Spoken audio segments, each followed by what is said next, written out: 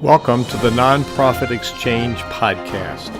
Stories by leaders for leaders to help you raise the bar on your own excellence, to release the potential inside of you. Now, here's today's podcast. So hi there, out there. This is Hugh Ballou, and I have the honor today. I'm in Lynchburg, Virginia, where I live, and I'm speaking to a native. Yes, I am. Native Lynchburger. Burger. Treney? Yeah. It's a mouthful for me. Treney Tweety. Treney Tweety. Of course, Hugh Ballou has got its own challenge. Well, thank you for being here. Thank you for having me as your yes. co-host. Yes, Yes. And yeah, we're talking. We're this is a part of what we call the Nonprofit Exchange. We Mm-hmm. talk to people out there in social benefit work that might be working in government work, might be in education, might be running a community for-purpose organization. We like reframing nonprofit to for-purpose. And so this is actually a live interview, but it's also we are recording and transcribing, preparing for the next issue of Nonprofit Performance 360 magazine, which is going to be about partnerships and collaborations. And I moved to Lynchburg 13 months ago. And it's been a very welcoming community. And what I noticed is that unlike a lot of the places I've lived, people do work together in some communities, but here there's a whole community spirit of let's attack the issues that are holding us back. Now, back in history, before the Civil War, Lynchburg was one of the wealthiest cities in the country. We were, yes, and we do understand our place in history. And so a lot of that was because of industry, because of being located by the river and the tobacco industry and just many areas of utilization of the river alongside the city. So the city grew and families and businesses grew along with it. And Lynchburg comes from John Lynch, who It does the ferry. come from John Lynch, who ran the ferry, and the businesses back then utilized him. And so he helped develop Lynchburg. I know people don't understand that. They often don't get where Lynchburg comes from, but it does come from the founder, John Lynch. And it's a really great story, and there's a lot of good stories here. Our story today is about how leaders in this city, and it's the kind of right size city. It's big enough, but not too big. We got 80-something thousand? Yeah, it's about 80,000 residents, and we're in a region of about 250,000. Lynchburg is the anchor city with surrounding localities, but we are a city of 80,000 strong, we like to say. Numbers are going up, but we're also a city that we feel is compassionate and caring and innovative in how we think and work together. And so it wasn't difficult to say we have a problem. Previous leaders before myself looked at issues, tackled things as they came along, and they've always been community dialogues around issues. So it was not unusual for us to look at our current issue, which was our poverty rate, the high poverty rate that we had among families and children and living in poverty, and say we are just big enough to have the problem, but we're just small enough to be able to do something about it. And so that started the conversation amongst the previous mayor and I, Joan Foster, while we were on the campaign trail during my first run on the campaign. The poverty numbers came up while we were talking about education and workforce. The actual percentage rates, when they hit you in the face that almost a quarter of your population lives under the poverty threshold, we think of ourselves as being that former wealthy city, a city of opportunity, a city where you have church on every hill. We also have restaurants. We love to eat. We like economic development. We have a thriving downtown. So what's going on that we still have a quarter, 24% or so of our residents who are living under that poverty threshold. And then of that 24% is 29% of those who are children that are living in that. And so once you get the numbers, you understand where we are. Many cities, many people, we drive by poverty every day. And so do we actually have the wherewithal or the gumption, I guess you say, to say, we're going to do something about this. We have a lot of faith communities, faith leaders, faith houses We think we have a strong education system. We know we have a thriving economic system here and development, but it's not getting to everyone. Everyone's not seeing that opportunity. So that's when the city manager, the mayor, previous mayor, Joan Foster, and I sat down and just said, we are going to commit to talking about poverty every 2 weeks during our meetings, our mayor, vice mayor meetings. Mm-hmm. We are going to look at how do we develop a plan of talking to nonprofits, to organizations. Where's the first step? We went looking for plans. We really didn't see that canned program that you bring in and this is what you do to fix your problem. It really had to be locally thought out, locally grown, the communication, the conversation. We just knew we had to make it solely for Lynchburg and build it around Lynchburg. That's wonderful. So this you have a number. I've attended 2 meetings recently. One was Mayor Jones' last meeting, Yes. and there was a report from some grants that the city had given to different constituencies. Yes. And how they were working together Right. was quite impressive. And then just a few weeks ago, there was one with faith leaders in the community. Yes. And how they're sharing things together is another level of remarkable. Right. Now, I've often, you break the mold, the politician mold. I think one of the definitions of a politician is somebody who makes half the population mad at them. I can believe that. I don't know if that's a standard definition, but that's my definition.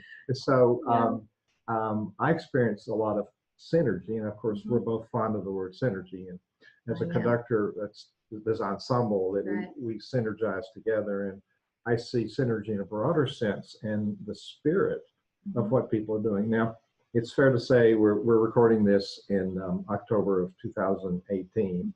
They might be listening to it years away, but we're not at perfection. It's a work in process. It is. So let's jump to the future as you and your colleagues who have done work on this, partners and the city. What do y'all see in the future? Have you looked at a future vision and it looks like this? Yes, it continues with the cooperation and the collaboration. We realized early on government cannot do it all. And so we had to partner with our nonprofits. While everyone has partnered always together in programming or events, this is how do we move our community into its best future? And so that's kind of shifting the idea of even organizations that have been doing great work. Someone said, I can't take credit for this, that we manage poverty very well. But how do we move people out of it? How do we affect the mindset and shift that thinking for families and individuals? And so you really need the collective community, the nonprofit leaders, the volunteers, the education institutions to help work with all of that, to help shift the mindset. And we have what I say, everyone, you always want or need more resources, but we already have dollars that are coming into our city. How are they being utilized? How are they connecting to the issue at hand for us? A lot of the same organizations are serving the same people. So when you actually look at the individual households and the families, they are the same folks who are maybe walking through different service buildings, different types of needs at different times, crises that are coming into play. And so really one catalyst for this work was our healthcare system and the Centra system. And so Centra Healthcare realized early on that they were serving a small number of families in the emergency room, and it was costing a huge amount. Don't quote me on the numbers, but maybe about 1,100 people or so was costing about $17 million in ER. And it still wasn't meeting the need of the crisis of that family or individual, the long-term care they needed. So they began to look at how can we spread out the medical services or the opportunities for people to have that more better relationship with the healthcare provider that gives them the ongoing assistance and management. And so they developed the mobile medical clinics. They had researched of that number, what's the specific street and block that they're coming from, and what are the healthcare needs on that street, and And so that really began the conversation, in part probably, of people looking at our neighborhoods, our streets, our families, our homes, and tying the census tract data to it. So we know where folks in their households are. And so to be able to not affect that somehow with all of the data that's available, all of the technology. So Centra created the mobile medical units, which went around to each of the neighborhoods and brought medical care to folks who couldn't access it. Maybe our transportation system. What is a 10-minute car ride to get to a doctor appointment for your eye? It might have taken them an hour and a half to get on a bus and transfer. And so that just limits the mobility of folks to take their children, to take themselves. So that's all of that is what began the greater conversation of the types of committees we needed in addressing the poverty issue.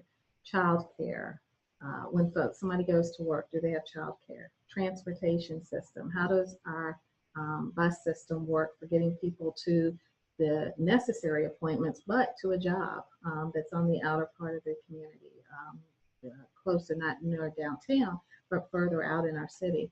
How does that spoken wheel type of thing work? You know, do we have routes that are good for folks in the inner core of our city? Or are they spending 2 hours just to get around within a 5-mile radius? You know, what is that?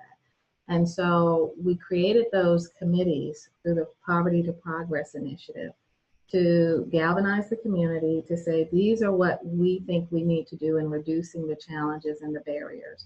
Identified those, asked the community, whoever wanted to, college students were involved, seniors, youth, just whichever neighborhood you came from, work on a committee, talk about the challenges, talk about what, if we had resources, how would we apply them? What are the greatest, and the community really identified what were the greatest challenges and how to begin to work on them. People change, that's a year of asking people to commit to need and that sort of thing. But what I'm very pleased with is that City Council also agreed this is a challenge for our city. So a unanimous vote, which happens, but maybe not all the time in a council setting. The unanimous vote came that we're going to, one, apply a position, half of a position, to work as, we call it the glue for this work. The connector, the liaison between city government, the nonprofits, city government, citizens in this work. So they committed to half of individual salary that works in the city manager's office. And also they committed to grant funds, very small, up to $5,000 each, but up to $25,000 to have as a, some people say putting skin in the game, but we wanted people if someone has an idea to help our communities and our neighborhoods, whether it's additional research that's needed, whether it's whatever type of funding source, we wanted them to be able to have the opportunity to apply for up to a $5,000 grant and then leverage that with either another nonprofit or another grant or other work that's going on in the community to make actionable goals actually become reality. So each committee developed 2 actionable goals that they were going to work on during that year. You have a little bit of funding tied to it. And then we've just seen some really great partnerships happen out of that because everyone, the biggest part of the work was breaking down the silos. Oh, yes. Silos are a terrible word sometimes. And just getting people to talk about to each other. Sometimes entities that are responsible with federal dollars, state dollars come in, they never really talk. Everyone meets their own system of data collection, their own outcomes. And so, but we're all still in one city.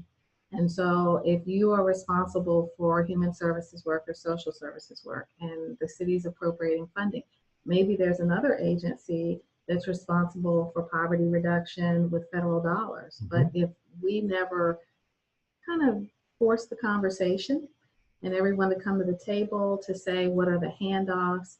How can we're all serving the same families? How can we serve them differently? You may do this really well and have less, funding. Oh, well, we have some money here that can be used, but we've never been able to do this work.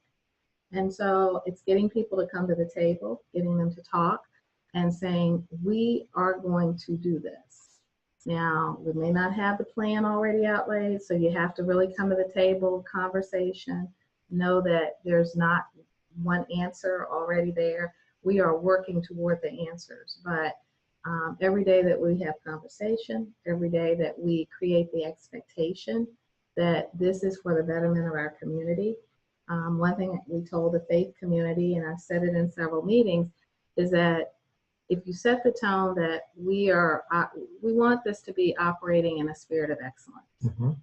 So, whatever ideas, whatever resources, we want to put our best foot forward, our best feet forward. We want folks to have stellar service and stellar opportunities.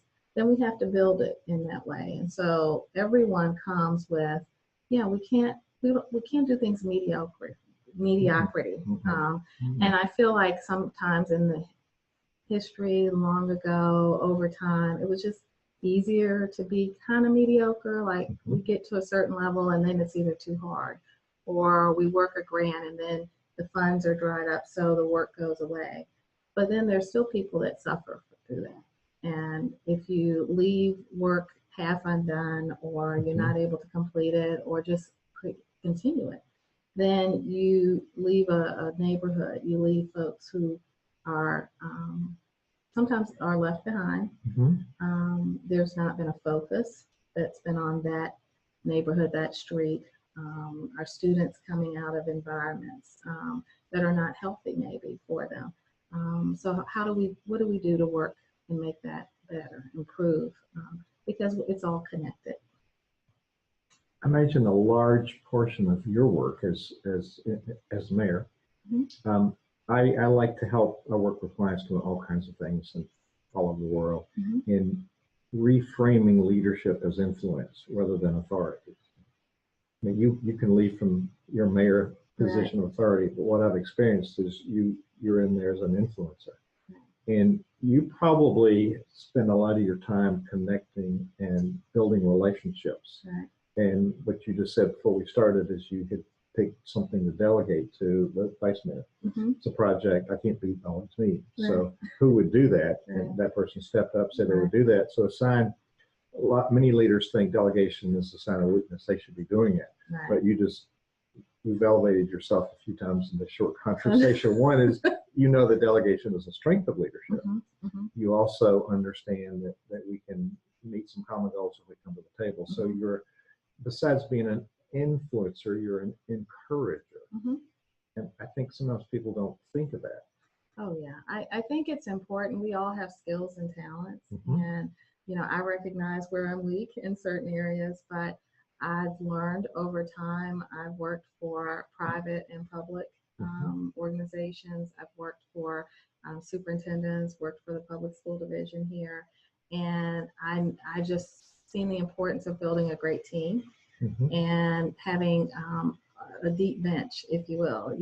It's great to have people that they can go in and they get a vision, they understand it, they understand why we're doing something. But you trust people to be able to do their job and to say, this outcome is a reflection of all of us. It's not just me. It's not just work. And then as a politician, my work, and as a politician, and that was what I appreciated about the previous mayor when she pulled me alongside as vice mayor, and she had led conversations on dialogues on race and racism and healthy initiatives in our city. So as far as being an organizer, understanding how to pull people together, I watched her do it over my couple of years, my first 4 years there. Coming into political leadership, if you will, I had the benefit of having worked for the public school division, sitting in on every school board meeting for about 8-9 years, sitting in on joint city council and school board retreats. I was the public information officer, so I watched how leadership engaged and interacted and talked to staff and built their teams over the years with various city manager, different school superintendents.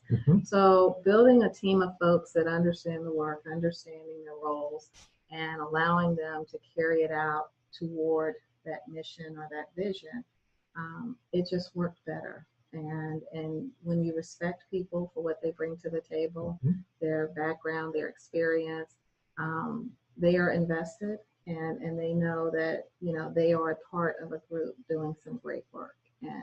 And so you just have to have the flexibility to have that freedom within yourself to say, you know, it's okay to let go a little bit. And, you know, you always kind of watch and come back, and you're available to talk to folks about what is it that questions, concerns, how is this shaping up? Are we seeing the outcome? Are you seeing what you expected? If not, what do we need to do? I think sometimes we're afraid to tweak the work, if you will. And that's important because there's no perfect solution out the gate. And that's one thing about the From Poverty to Progress. We told folks, because, you know, media stories or this or that will say, well, this didn't go right, or this, you know, we're like, well, where's the right and wrong? Like, we're working towards something. So we're local, we're homegrowing this, if you will. And so we can go back and reset. We can look at and reevaluate. And that's what we do with this process, with the Poverty to Progress.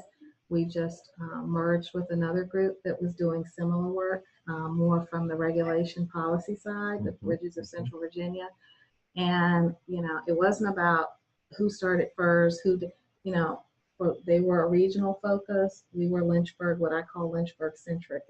So we were really focused on Lynchburg. And so once it became that they were pretty primarily working with Lynchburg residents or on Lynchburg policy and regulation, another locality had started looking at its own county and area to see what they could do for themselves, because they were rural, we were city. So we've merged the groups now, created collaborative leadership team that's getting ready to meet. And that's a part of taking that next work, because the former mayor, she has become a citizen volunteer extraordinaire now. Tell her, if I leave, if other council members leave, it doesn't mean the work should stop. Absolutely. And so that's the thing. How do you build that layer, group of people, that process, that whoever's in the seat, this work will still be a focus because it's a part of our economic development, our eco-environment, if you will. We have to have successful families and individuals, and we can't leave a block or two or streets or, you know, multi-million-dollar development downtown and you go 3 blocks over and the average income is less than $20,000. Or I'm just throwing out a number, but it's just not good for the whole of the city. So, and we're pretty close to the dividing line, economic dividing line. Working with one of the churches at Court Street, it's on Court Street, and it's pretty much the dividing line. yes. And they're very aware of that, and how do they bridge both sides of the streets. There's a lot of stuff in there, a lot of information that represents very effective leadership. I try to stay away from good and bad. It's effective, it gets traction. You've developed a system, so it's not personality centric. Right. So many times somebody builds a system around their personality, when they go, it just crumbles. So there's a lot of wisdom in that. There's a master plan for the city of Lynchburg. There's been phases of it. Right. But as we moved in here in August a year ago, streets were still being paved and Still have a little bit of work going on. But even in that time, there's been remarkable progress. And there's a bunch of unused buildings are now loft apartments. And we have a whole lot of millennials and business people and ordinary citizens and retired people living downtown. It is. And we have lots of restaurants in walking distance. We do. And again, I wish I could say, oh, this was during my era of leadership, but previous councils, previous administrations built a plan. They created that vision out in about 2001 or so is when that last plan was adopted. And so with that adoption came the development of downtown. Downtown was a ghost town. And so they decided we are going to have to help do something. You had your few developers who were the pioneers early on. They came in, they bought a building, they moved in. and they were a few here and there. And so council then came on board with developing a master plan, if you will. And so what you're seeing today is just the results of that plan, and administrative teams sticking to that plan, making the right decisions along the way, whether it was code enforcement or, just infrastructure decisions on staffing and how to work with new developers coming into town.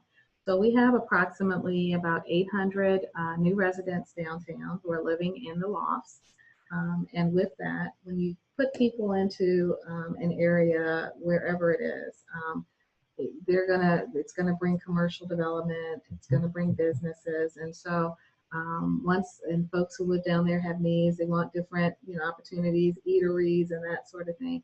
So I've really been encouraged. I was just reading an email today, our Downtown Lynchburg Association, they are really energetic and creating new vibes of where do we put, I believe they're calling pocket parks. And so, when you go to larger cities, you may be able to eat downtown at a little park and lunch and have benches and that sort of thing.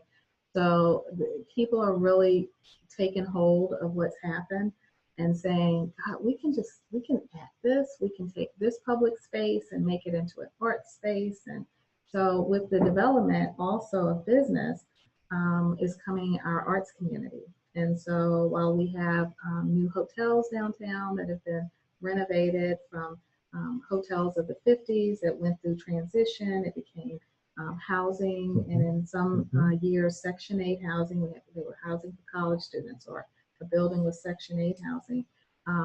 Developers came in, have renovated, wonderfully older hotels. So that creates new business, new folks staying in them now. But also our Academy of Fine Arts has been renovated. It's currently will open in December.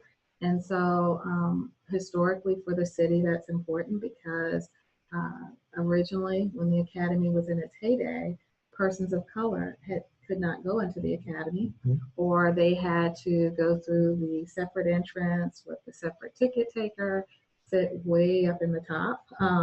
And so December will be the first show where we have all of our community able to walk through the front doors of a newly renovated Academy downtown. So we're excited about our new residents, lofters living downtown, the businesses that come behind it. We have global businesses that have their corporate headquarters here in Lynchburg. And so they have understood the investment of staying here with us and putting their main offices downtown. And so we have an entire city that's developing. We have probably for a city of our size, we have about 6 colleges or universities that are located within our city, and we kind of embrace Sweetbriar, which is one of the colleges and universities that's off in another locality about 10-15 minutes away.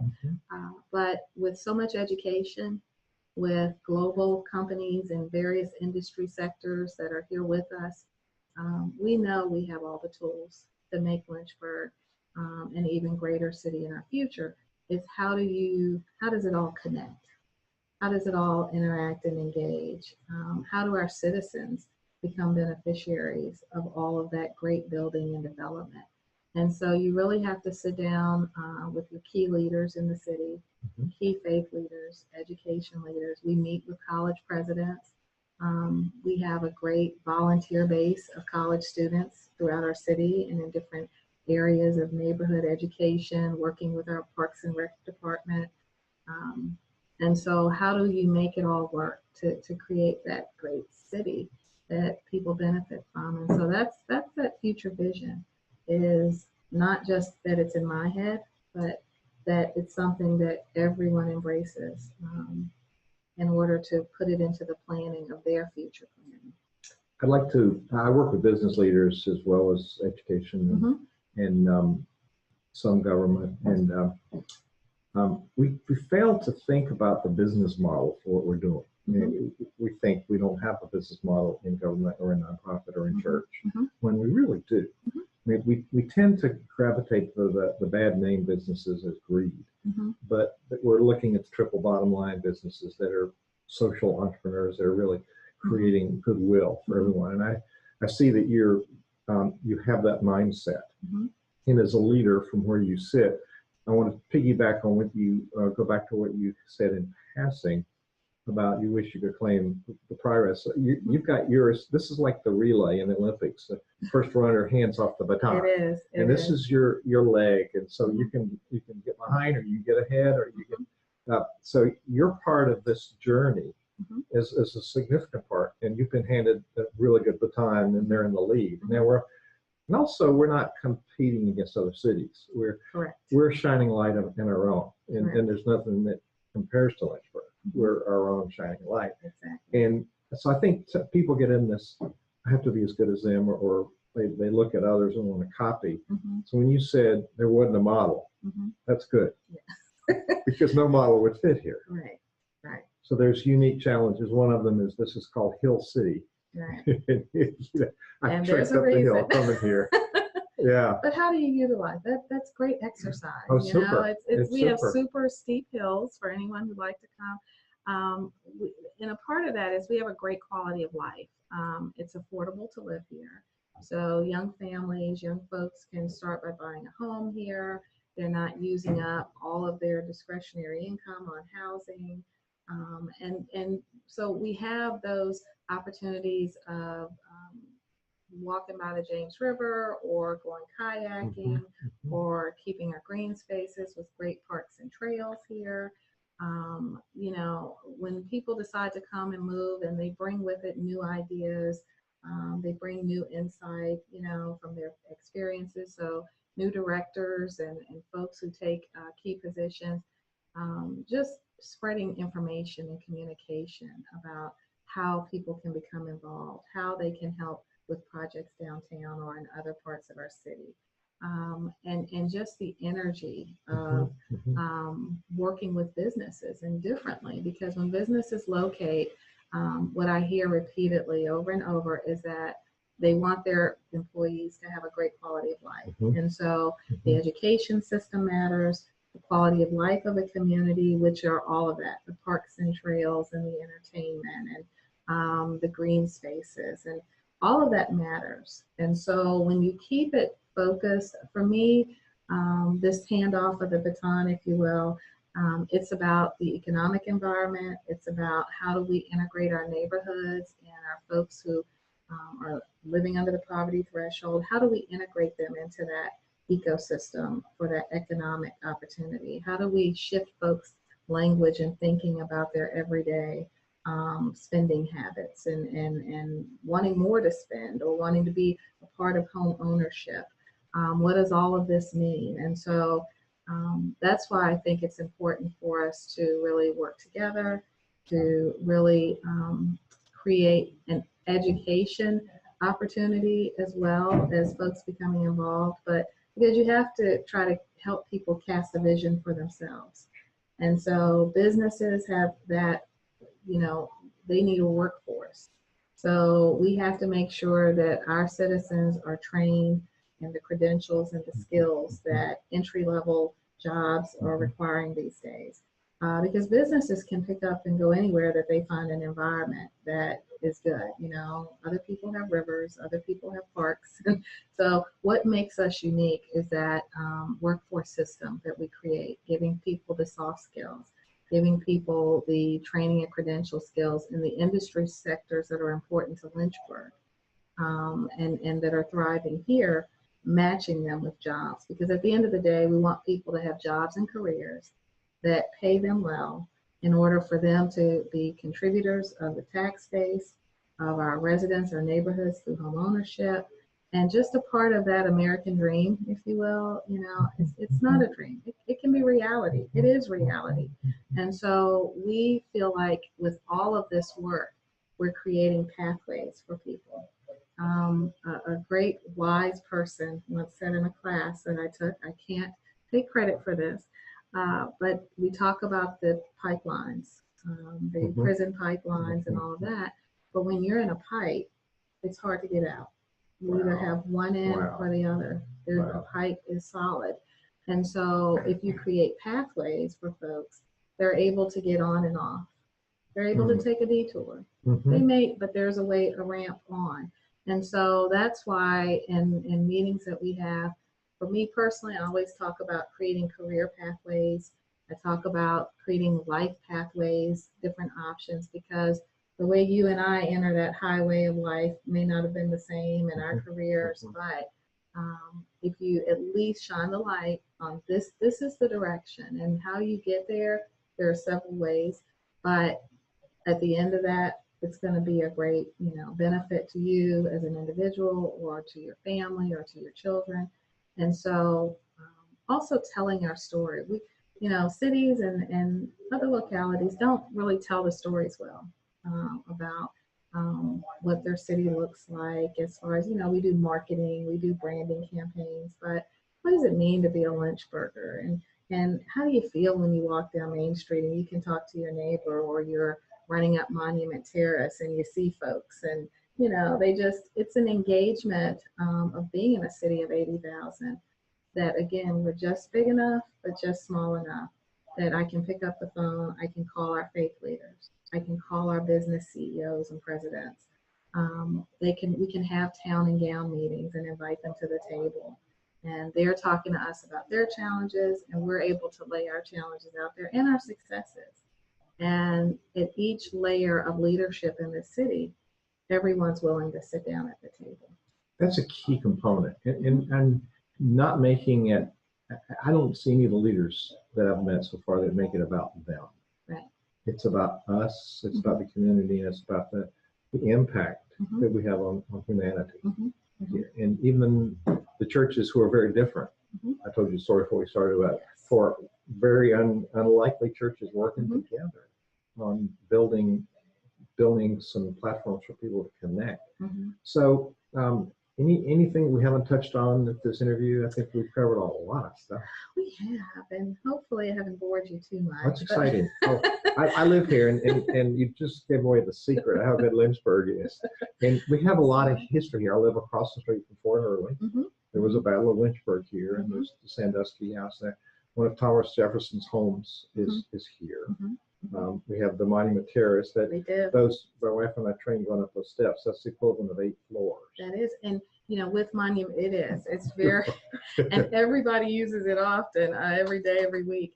But also it means a lot to our veteran community. And so we have a strong veteran community here.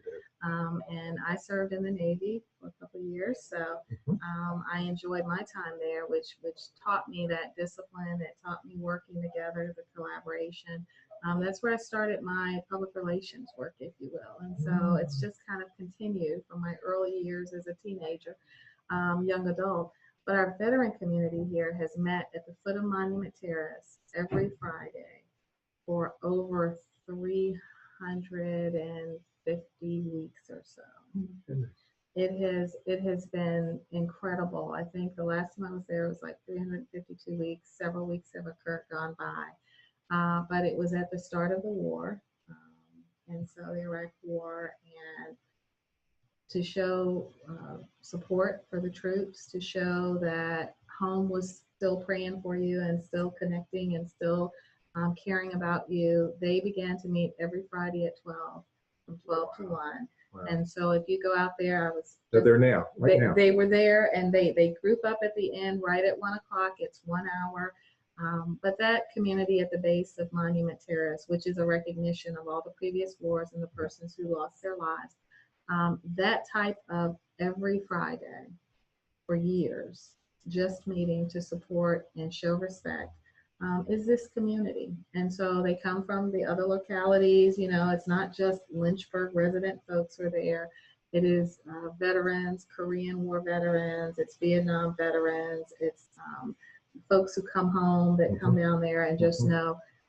And that's the community that we reference the faith leaders, but we also have a strong veteran community here. We may not be located near a base, near an active duty base like a Norfolk, or near the Pentagon, Northern Virginia, that sort of thing. But we have a lot of veterans in the community that just support several efforts, and they come together, and it creates that idea that we all care, we all collaborate, we all work together. And that's an example. When you brought up Monument Terrace, I just wanted to share with folks, the commitment that individuals and organizations in our community have. And so we respect that, and we respect the work that they do. And everyone has something to contribute. There's an anchor when you say we respect. This is an anchor in respect that really makes things work in a different way. As we're wrapping up this really good interview, any particular thought, challenge, or tip that you'd like to give leaders? We have mostly nonprofit leaders, but we have all kind of people that listen to these and read the magazine. So what thought would you like to leave with people? I think be open to new experiences. Be open to working with new people. Everyone has a voice or a background or an experience or a story that you can either glean something from or contribute toward the work you do. You may be able to share your story or narrative with other people. And so when we do that and we open ourselves for learning, we open ourselves for connecting with others, and for the respect factor and listening, and then you'll see great things happen. You really will. Very good words. Treney Tweety, thank you so much for sharing. This is a live interview for you folks on Facebook for the magazine, next issue of the magazine, Nonprofit Performance 360, about partnerships and collaboration, private, public. This is a whole community that's partnering. And you can find it at nonprofitperformance.org, nonprofitperformance.org.